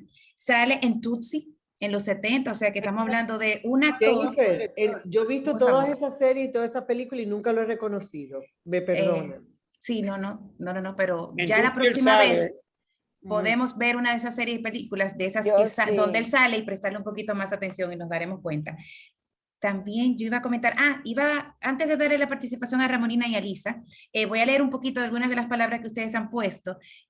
Tengo aquí incomodidad, insatisfacción, y me gusta pensar que la incomodidad y la insatisfacción dentro del plano de lo que nosotros estamos hablando, bien abstracto, en vez de ser algún defecto, es algo bueno, porque precisamente la insatisfacción es la que mueve grandes cambios. O sea que realmente todavía estamos hablando de cosas buenas en la película. Tenemos reseteo, me gusta mucho porque realmente es interesante y lo voy a ligar con la definición que le dio, déjame ver, el reseteo lo voy a unir con lo que dijo Penélope, que es actualización del app de matrimonio. Totalmente de acuerdo. Hay alguien que dijo que fue una pérdida de tiempo, aunque yo siento que el haberla visto nos da la oportunidad de poder entender mejor los comentarios que estamos viendo en el día de hoy, que entiendo que ha sido una noche para no olvidar. Tengo también reconocimiento de nuestras sombras, que así es, porque lo importante es uno hacer esa introspección de lo que hemos visto, profunda, muchas aristas, misterio. Entonces, vamos a darle la oportunidad a Ramonina y luego a la joven Elisa. Vamos, yo le cedo mi turno para que sea primero Elisa y luego yo. Excelente, tenemos caballeras. Ese que doña Ramonina nos va a dar un ramplimazo ahorita con algo que va a decir. Es por eso que me está cediendo el turno. Yo estaba hablando con Ricardo a medida que la gente iba dando su participación no por este chat, por el chat de WhatsApp. Y estábamos comentando que por lo menos a mí lo que más me impacta de Kubrick es lo intrigante que él es como persona, como artista y como cineasta. Y yo le comenté a Ricardo que la cosa más grande que para mí una gente puede tener no es si me gusta o no me gusta, es que si me llama la atención. Si tú me llamaste la atención y me captaste mi curiosidad, ahí no hay tu tía que valga. Y es la habilidad que tiene Kubrick. Después que uno ve una película de Kubrick, tú no puedes decir, yo no la vi, o se me olvidó. La película de Kubrick no se olvidó. No, y de la película que da más miedo, yo creo que de la única película que a mí me ha dado miedo de verdad es El Resplandor. O sea, si tú supieras que a mí no me da miedo. Pues mira, yo me acuerdo de esa película y siento miedo. Yo me acuerdo del día que la vi todavía. O sea, el nivel de intriga, El Resplandor es impresionante, es una película... A mí no me causa miedo, a mí me pasa que me da la sensación de suspenso, el corazón se me aprieta. Eso mismo, angustia. Ajá, es una angustia que me da, porque yo sé que algo malo va a pasar. Sí. Pero Muy bien. de las películas, dame 30 segundos, de las películas que yo he visto de Kubrick, que creo que me faltan dos nada más por ver. Esta no es una de mis favoritas, sin embargo, entiendo que ustedes por edad pueden relacionarse más con la Ay. historia que yo. No, porque ustedes han vivido cosas, ustedes se han casado, ustedes tienen hijos. Yo no he pasado por ahí. Matrimonios largos, hay otra dinámica que yo no me puedo sentir con que yo me identifico con los personajes. Sin embargo, es muy rescatable, por más que a mí Nicole Kidman me la encuentro preciosa, pero ella es como un beso de vieja. No sabía nada. Ella es insulsa. O sea, Insípida. Ella es insípida. insípida. Sí, es probable. Pero Ella yo es muy creo, insípida. yo creo, Elisa, que esta película, o leí en las críticas recientes, porque no es lo mismo leer críticas de críticos mayores a críticos jóvenes. Esta película, muchos críticos jóvenes la ven como el que ve un fósil, ¿no? Con esa... El mundo realmente al día de hoy ha cambiado desde el 99, ¿no? Van 21 años. Y sin embargo, el discurso muy válido, yo creo que más ahora que antes. eso mismo leía yo, que a pesar de mirarla como un fósil, su discurso es muy auténtico a personas jóvenes no casadas que la ven hoy. Eso fue lo que yo leí hoy en alguien que hablaba de eso. Le damos paso a doña Ramonina. Sí, tenemos la manita de Ramonina y tenemos la manita de doña Lisette. Y chicas, Rosa Mariana y Ramonina, para que vayan preparándose para realizar el cierre. Pues yo le doy el turno a Lisette y entonces Rosa, Mariana y yo hacemos el cierre. Así es mejor, porque como había un vacío y yo pedí la mano, puse Claro, no, ustedes Ajá. tienen el derecho de opinar sin levantar la mano. No, Ustedes se lo han pero tú ganado en sabes. el día de hoy. Gracias, pero prefiero que siga Lástima la que se lo dije dinámica. tan tarde, ¿verdad? No, no, pero que siga la dinámica, es lo que queremos, Rosa Mariana. Vamos con doña Lice. Yeah. Ramonina, yo te agradezco muchísimo porque lo mío va a ser muy corto. Yo acabo de entrar y yo estaba en un acto que no tengo cómo describirlo. Además, tomaría mucho tiempo. De todas maneras, me perdí la intervención de ustedes dos, que tiene que haber sido genial. Y tiene que haber tenido todo el contenido de la película, dolor de mi alma. El asunto es que si hay una palabra con la cual yo podría quedarme de esta película, es la palabra oxímoron. Oxímoron, que quiere decir dos palabras contrarias una de la otra, puestas en un mismo enunciado. Eyes wide shut, empezando por el título. Wide implica amplitud y shut quiere decir cerrado. Por lo tanto, no puede haber nada amplio y cerrado al mismo tiempo. Ahí empieza el oxímoron. Es para decir ojos bien cerrados. Se dice eyes tightly shut, pero no se puede decir eyes wide shut. Así que verdaderamente ahí me empieza mi oxímoron. Y el resto del oxímoron es la película entera, porque como bien dijiste tú, Ricardo, que fue a quien oí, ahí hay mucho fluir de la conciencia, o sea, ahí hay mucha introspección y mucha espontaneidad de los sueños y del pensamiento, que el pensamiento no tiene fin. Entonces, simplemente uno no sabe si la película es la verdad o es mentira. Y entonces, verdaderamente, para mí es una verdadera, un oxímoron. Y yo creo que eso fue lo que él quiso decirnos desde el principio, que ahí hay sueños y fantasías y realidades todas. Además, implica que la película es erótica y no tiene nada de erotismo. A mí no me pareció erótica en nada. Ahí no hubo una sola imagen que me implicara y que me diera que me levantara un poquito las pasiones, porque simplemente no las hubo. Y el cuerpo de ella, como bien dijo Elisa, el cuerpo, ella es insípida, es una muchacha muy linda, con la cara nada, simplemente no, para mí no fue una película erótica. fue una película que me dejó igualita, pensando que era muy profunda, sumamente profunda la película, porque se trataba de sueños y de otras cosas. Pero oxímoron es mi palabra, de Jennifer.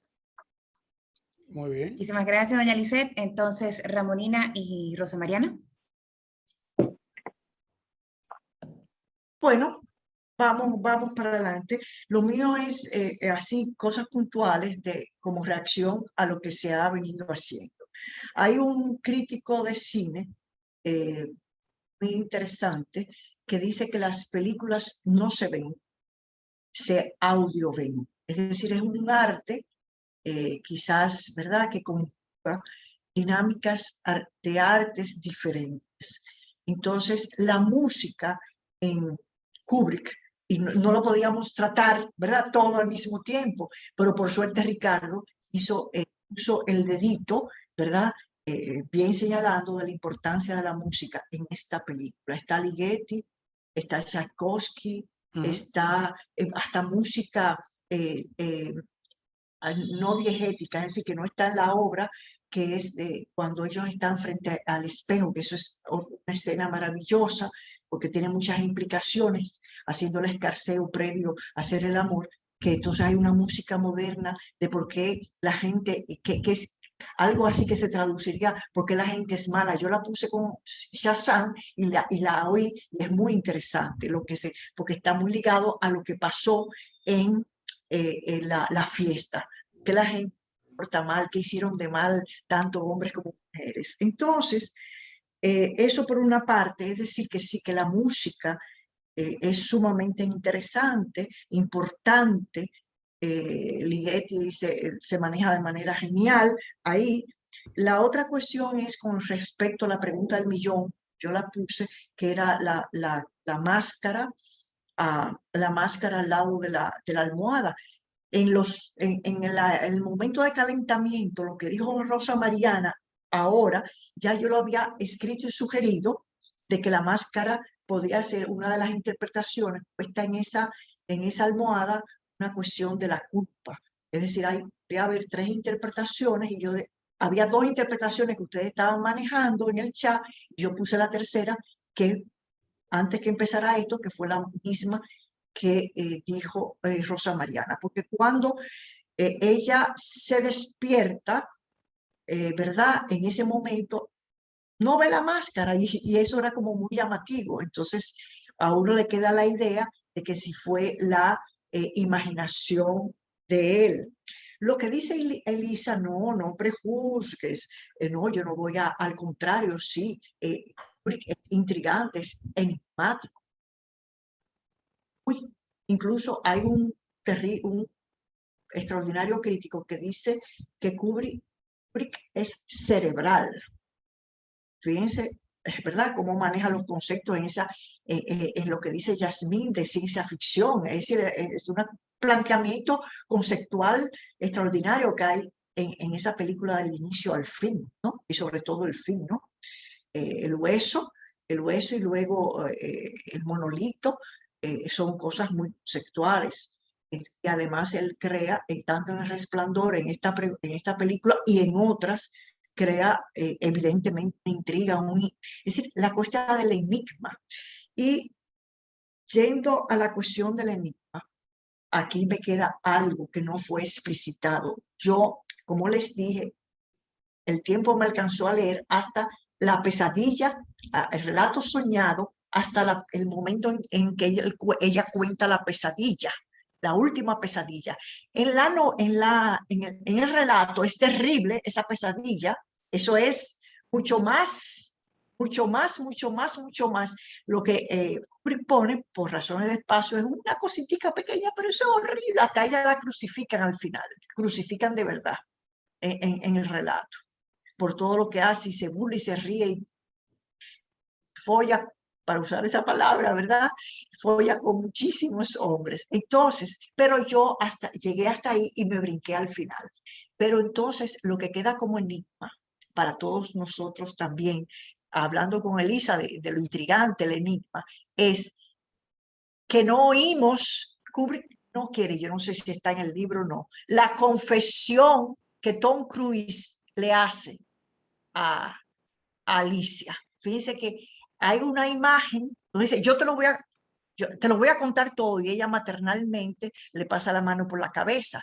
Y luego hay un corte y aparece la imagen de ella, de Nicole Kidman, con donde estaría más, con la nariz coloradita aquí, ¿verdad? Y los ojos sumamente alterados de llorar. Creo, no me recuerdo si con un cigarrillo, no recuerdo, donde, es decir, después de la confesión de él. Es decir, es decir, Kubrick, de intrigante, como dice Elizabeth, que es de la intriga, del enigma, precisamente no nos permite saber qué es, es decir, al espectador, ¿verdad? Al que ve, qué es la verdad, ¿Cuál es su visión? ¿Qué es lo que el esposo le cuenta como toda la verdad? Que causa en ella ese estado lloroso extraordinario. Ese es un enigma, de manera tal que hay muchas partes en esta película que son sumamente interesantes, siguen siendo enigmáticas, siguen siendo para profundizar. Hay simbología de la cual yo no he hablado, hay una... al verla esta vez, pues yo me puse más, tú sabes, como era para hablar con ustedes y todo eso, me puse a ver algunas cosas, y hay una estrella de 8 puntas que yo la busqué. Señores, ese Kubrick es terrible, que yo la busqué en Google, por supuesto, ¿verdad? Para saber de qué era, y es un símbolo mesopotámico de la lujuria. Y eso está en la película, y perdón, en la fiesta, y luego está cuando él acude a la casa de billar. Es decir, que hay una serie de símbolos, también hay otros que abordan el triángulo, hay una serie de todavía de enigmas en esa película, llena de símbolos, que faltaría mucho tiempo para poder descubrirlos todos. Ahora, en términos ya sociológicos, aunque ustedes no lo crean, aunque yo hable de todos estos deseos oscuros, porque parece ser que me ha dado esta función en el Cineforum de hablar, ¿verdad?, de los deseos oscuros. Me tocó hablar en otras películas. Yo soy socióloga, desde el punto de vista sociológico. Hay una cuestión que se plantea, que el individuo, con todos sus instintos de vida, en contra de la muerte, con todas sus pulsiones, como ustedes quieran llamarlo de la perspectiva, ha sido poco a poco domesticado, ha sido poco a poco domesticado para que pueda vivir con otros, ¿verdad? En sociedad. Entonces, muchas veces, para que la sociedad pueda mantenerse, hay que limar ese líbido, el incesto, hay que limar, es decir, los deseos, ¿verdad?, del amor con familias.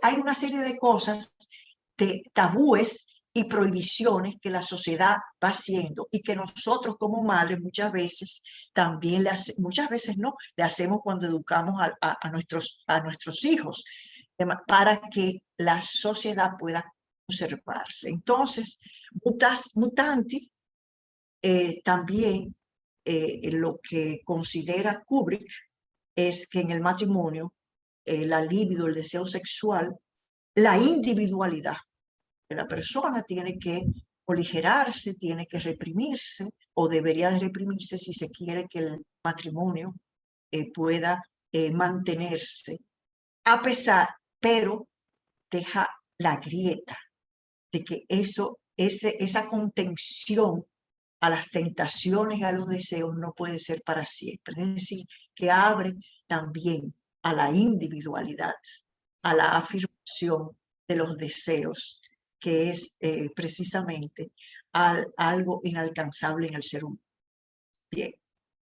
Es como una válvula de escape de los sentimientos reprimidos. Exacto. Interesante. Señora Rosa Mariana. Yo no quiero extenderme mucho porque ya es muy tarde y tan cansado. Yo quiero insistir lo que tú dijiste, Lisa. Es imposible ser indiferente ante una película de Kubrick. Y realmente yo entiendo que Kubrick es un genio en la manera que él percibe esa complejidad y ese drama de las parejas, que como yo expliqué, es tan actual, aunque quizá alguna de ustedes, bueno, tú que eres muy joven, no has tenido la experiencia de un matrimonio, pero realmente es tan actual como pudo haber sido en el siglo pasado. Entonces, para mí es una genialidad. Yo entiendo que esa conversación en la que tú mencionas, porque hay muchos puntos que pudiéramos pasarnos la noche entera analizando diálogo y todo, pero era imposible, en que él le confiesa a ella. Para mí eso es una apertura de una honestidad y autenticidad en la relación.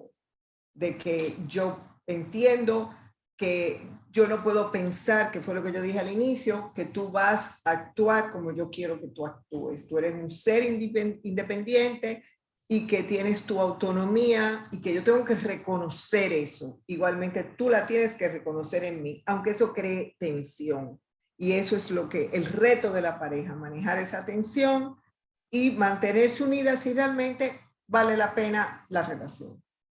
O sea, eso es un resumen de una de los aspectos, pero como dije, hay muchísimo, pero en conclusión es optimista, es positivo, que ese camino es posible, esa es mi conclusión, pero que no se da automáticamente, pero es muy actual. Por casualidad, yo lo encontré, el análisis en un libro de psicología de una terapeuta de pareja, que es de los 2010, una cosa así, o sea que es increíble. Bueno, pero nada, no quiero cansarlo mucho. Buenas noches. Quizá, Gracias. Jenny, yo quisiera dar las gracias en tono individual a la noche de hoy. Primero porque es un privilegio extraño tener una conversación íntima con ustedes dos en este aspecto, tan íntima como puede ser este Zoom de hoy, que al cual ya estamos un poco acostumbrados, pero casi siempre sería un tema a debatir en un aforo muchísimo más grande, lo cual lo convierte a esto en un privilegio. Y yo quisiera dar las gracias primero individualmente y después a nivel de grupo. Y entender cómo como grupo acabamos de ver una película que es compleja, ¿no? Y que hemos ido creciendo a lo largo de este año y medio y hemos podido llegar a verla, ¿no? Mirar La Naranja Mecánica y Eyes Wide Shut es suficiente progreso. Difícil de dar un aplauso virtual, pero que si es como los chinos o si es con el corazón hinchado de placer, mi más alto felicidades a las dos y mi más grande agradecimiento. Gracias a ustedes por la paciencia de escucharnos. No, al revés, todo un privilegio. Creo que hasta aquí podemos apagar la grabación y lo que queremos comentar en privado. Señores, buenas noches. Hoy ha sido Eyes Wide Shut.